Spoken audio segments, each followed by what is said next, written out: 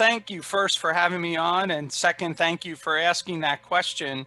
I think it's a fundamental question that goes actually all the way back to Adam Smith and continues to this day.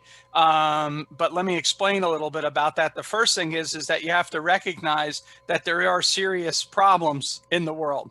And a lot of people think of economics as being like making a sort of Dr. Pangloss move, you know, this Panglossian idea that everything is efficient, everything is working out.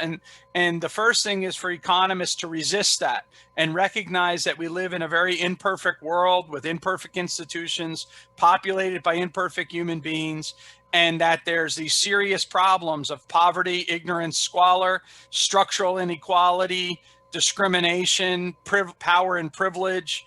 And what we need is institutions that ameliorate, because we live in an imperfect world. We can't expect to, like, you know, just wishing them away. So we have to bring hard analysis, and economics brings us some of the tools to address that.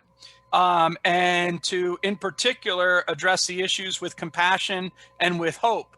So the hope comes from the idea that you could have entrepreneurship at the public as well as at the private level, so that they can fill in gaps and address. And what's the compassion is to lift the individuals who find themselves, for no fault of their own, at the least advantage, to be able to lift them up and eradicate some of the structural barriers that they face. And my own view is that the United States, so let's just talk about the United States rather than world development, but the United States suffers from a real serious problem of structural inequality caused by the basically power and privilege, pockets of power and privilege in our society that have generated that inequality, benefit a few at the expense of the many. And so we need to sort of fix that idea. And part of it is also the idea that we see a rising militarism in the society, and militarism of the local police, and also a lack of civility in our public discourse.